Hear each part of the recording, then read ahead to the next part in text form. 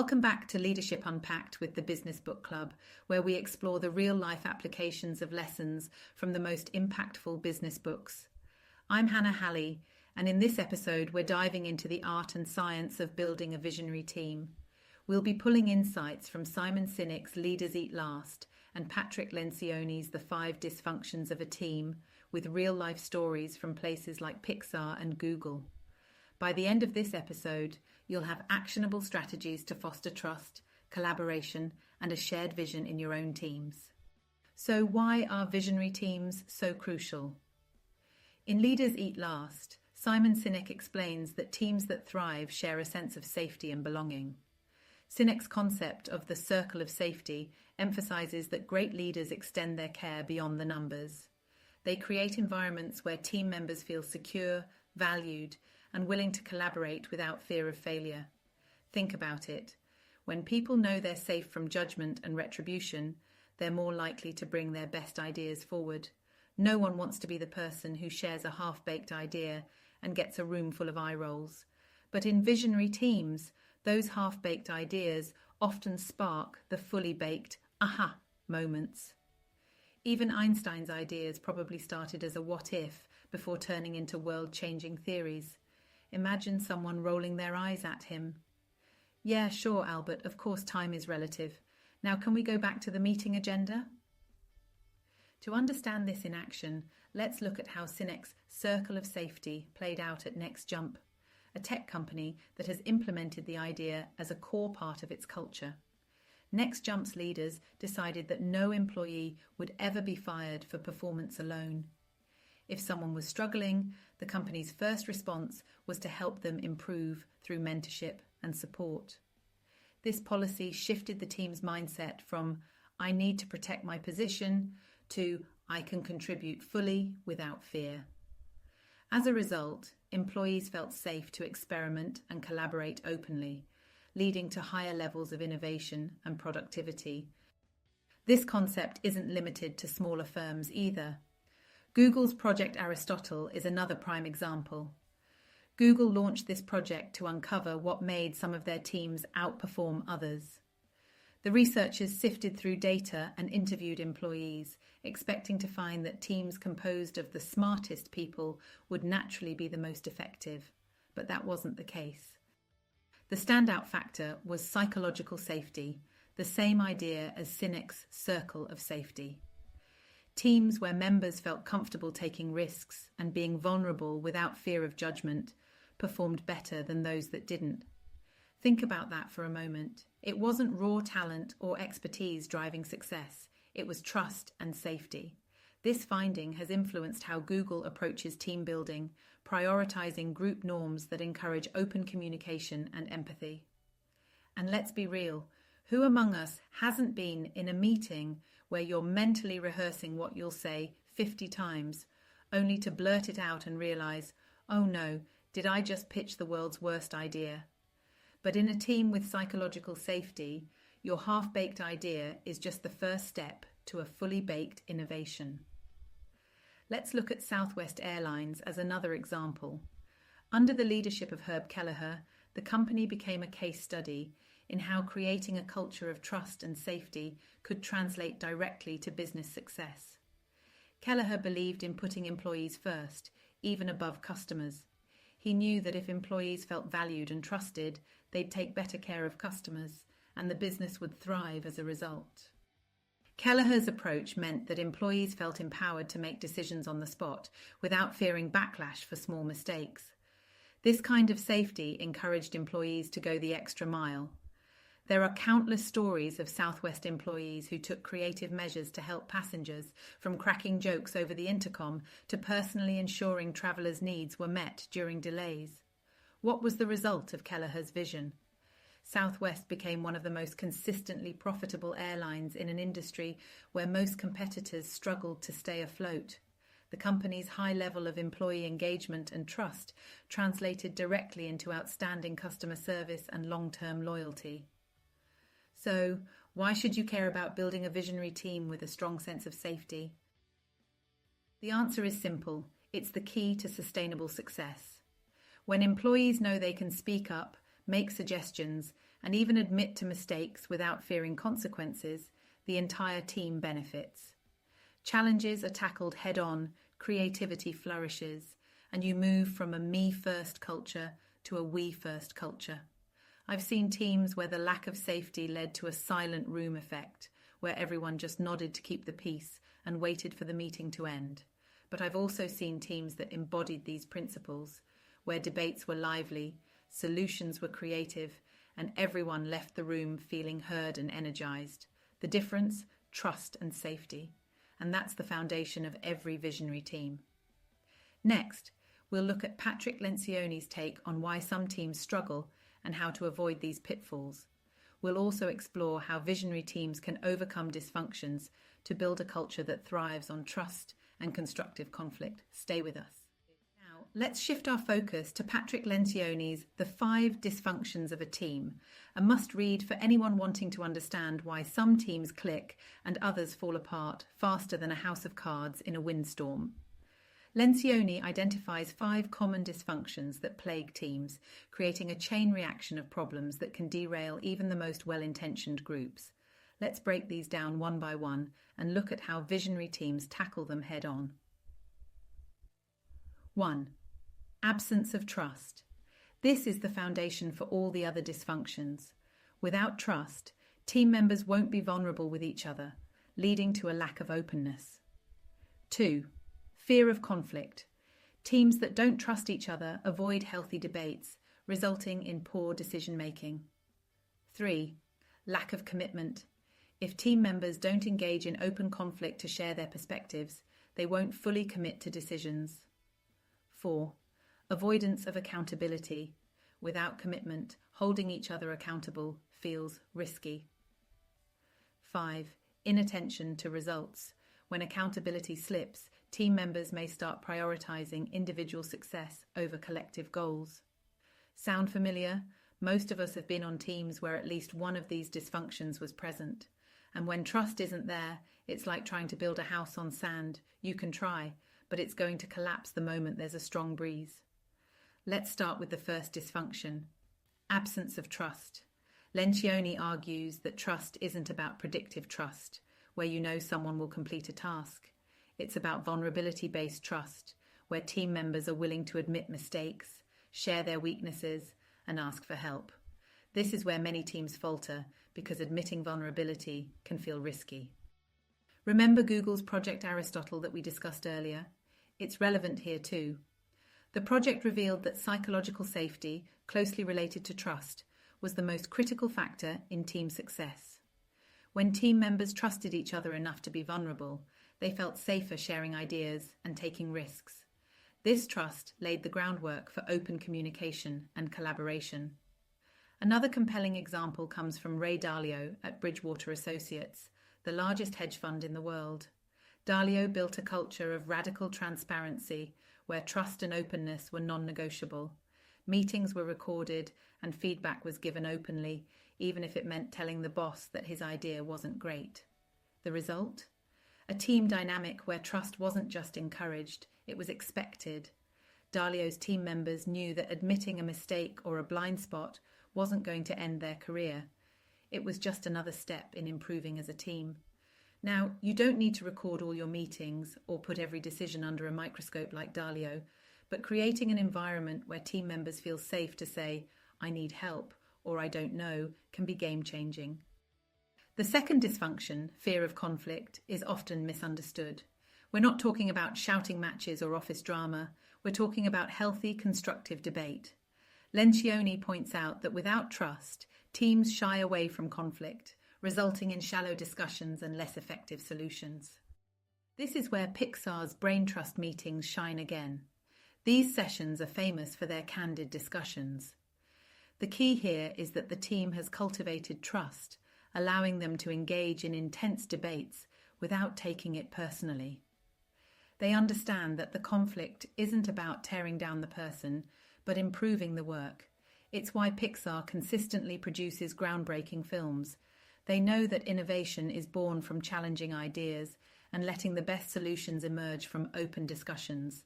Picture a brain trust meeting. Someone might say, "This scene isn't working, and here's why," while another adds, "Yes, and also your main character has zero motivation, so let's fix that."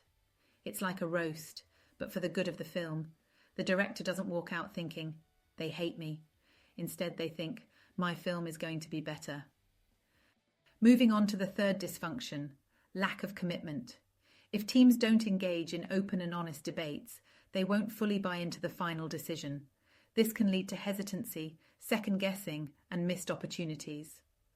A great example of overcoming this dysfunction comes from Jeff Bezos at Amazon. He popularized the idea of disagree and commit. Here's how it works. Team members might debate a strategy or plan fiercely, but once a decision is made, everyone commits to it fully, even if they initially disagreed. This practice ensures that the entire team moves forward with unity, avoiding half-hearted efforts and indecision. Think about it this way. If your team members leave a meeting without feeling committed to a plan, you've got a ship that's sailing with half its crew rowing and the other half wondering if they should jump overboard. Bezos's principle ensures everyone is on the same page and working toward the same goal. Addressing these dysfunctions, from building trust to fostering constructive conflict and ensuring commitment, lays the foundation for a high-performing, visionary team. And it's not just theory. These principles have been proven effective by teams at Google, Pixar, Amazon, and Bridgewater Associates. Next, we'll take a closer look at how to apply these lessons in your own leadership and create an environment where visionary teams thrive. So stay with us. Let's dive deeper into one of the most renowned examples of visionary team building, Pixar's Brain Trust. This isn't just a routine feedback meeting, it's a structured yet open forum where the brightest minds come together to challenge ideas, collaborate, and ultimately improve their work without ego getting in the way.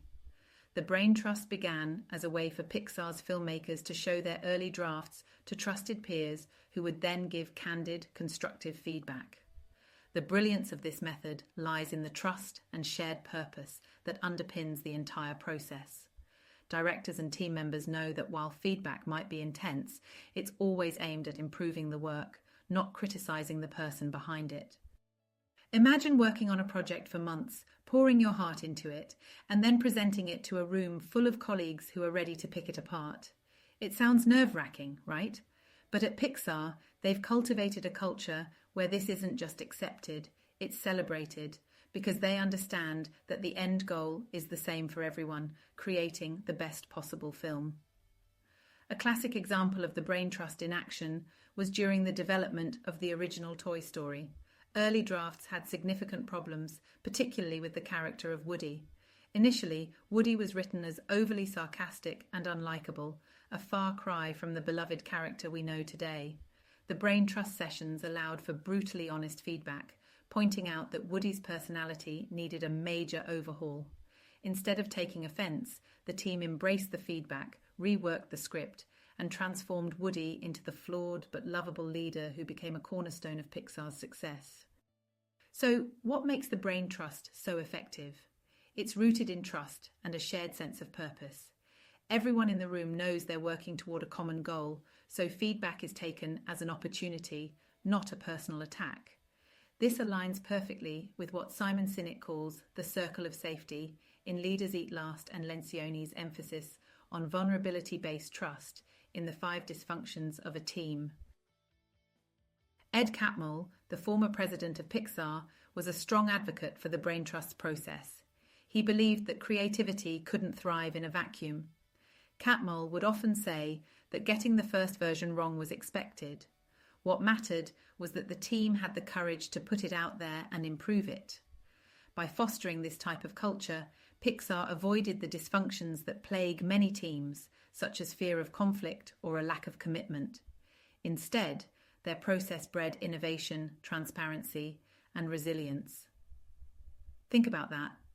How many teams do you know where members hold back ideas or sugarcoat feedback because they're afraid of stepping on toes?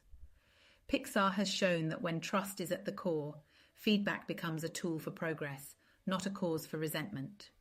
Now you might be thinking, well, I don't run a film studio. How does this apply to me? The beauty of the brain trust is that it's a mindset you can bring to any team. Here's how. 1. Create a safe space for feedback. Set up regular feedback sessions where the focus is on improving the project, not critiquing the person. Make sure everyone understands that candid feedback is about making the work better and that their input is valued. 2. Lead by example. Just as Ed Catmull did, encourage leaders to be the first to share their work and ask for feedback.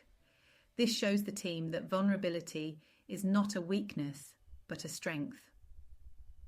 3. Build a shared vision. Remind your team that you're all working toward the same goal. Whether you're developing a product, creating a marketing campaign, or brainstorming new business strategies, reiterating the shared mission can help frame feedback as constructive rather than critical. We've talked about Google's Project Aristotle earlier, but it's worth revisiting here. One way Google adapts a brain trust-like approach is through its 20% time policy, where employees can work on side projects that often involve cross-team collaboration. These projects often come under review in a way that resembles Pixar's open critique sessions. The goal? To encourage diverse ideas and candid discussions that lead to breakthrough innovations. And sure, not every idea will be a hit. I'm sure Google has seen its fair share of pitches that never left the drawing board. But because they've created an environment where it's okay to share and receive honest feedback, they've managed to churn out game-changing products like Gmail and Google Maps. So, what's the takeaway? The success of Pixar's brain trust and Google's approach to psychological safety shows us that great teams don't just happen. They're built through trust, open communication, and a shared commitment to improvement. Whether you're managing a small team or leading a major project, integrating these principles can transform how your team collaborates and innovates. In the next segment, we'll explore actionable strategies for building your own version of a visionary team inspired by these lessons. So, how can you take these high-level principles and examples from places like Pixar and Google and bring them into your own organization? Building a visionary team isn't just a one-time effort, it's an ongoing commitment. Let's break down some actionable strategies that you can start implementing today, inspired by Simon Sinek, Patrick Lencioni, and real-world examples. 1. Foster a circle of safety. First up is creating a circle of safety. This idea, popularized by Simon Sinek in Leaders Eat Last, is about ensuring that your team feels secure enough to express their thoughts and take risks without fear of negative repercussions. So, how do you do this in practical terms? Start by encouraging open conversations where mistakes are seen as learning opportunities, not failures.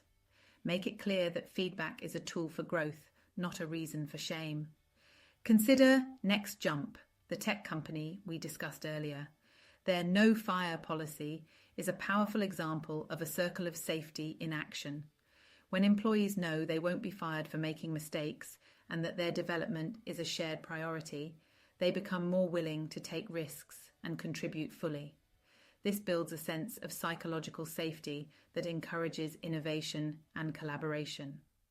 Try starting meetings by acknowledging past challenges and what was learned from them. When your team sees leaders owning up to mistakes and framing them as growth points, they'll be more inclined to do the same. 2. Embrace constructive conflict. The second strategy is embracing constructive conflict. Patrick Lencioni in The 5 Dysfunctions of a Team emphasizes that teams need to be comfortable with conflict to make effective decisions. When team members avoid conflict, it leads to superficial agreements and decisions that lack commitment. This is where Ray Dalio's culture of radical transparency at Bridgewater Associates becomes relevant again. Dalio implemented open feedback sessions where employees were encouraged to critique each other's ideas, regardless of rank. The key was that these critiques were given respectfully and with the shared goal of improving outcomes. It wasn't about ego, it was about finding the best idea. To foster constructive conflict, consider introducing structured debates or devil's advocate roles during meetings. Make it clear that challenging an idea is a sign of engagement, not opposition. This helps shift the mindset from conflict is bad to conflict is necessary for the best results. And don't worry if the first few meetings feel awkward, like a middle school dance where everyone's too nervous to make the first move. Once people see that respectful disagreement is welcomed, they'll start participating more freely. 3. Prioritize psychological safety. Our third strategy is prioritizing psychological safety, a theme we saw in Google's Project Aristotle. One way to do this is by creating an environment where it's okay to share half-formed ideas. Remember, not every idea will be a home run, but sometimes those initial thoughts spark the insights that lead to big wins. Google has an internal culture that often uses the yes and approach in brainstorming sessions, which encourages team members to build on each other's ideas instead of shooting them down. This not only boosts psychological safety, but fosters an atmosphere where innovation can thrive. Try setting ground rules for your brainstorming sessions, like no idea is a bad idea, and build on each other's input. This simple shift can make a significant difference in how your team collaborates. 4. Create feedback rituals. Host. Finally, let's talk about establishing feedback rituals.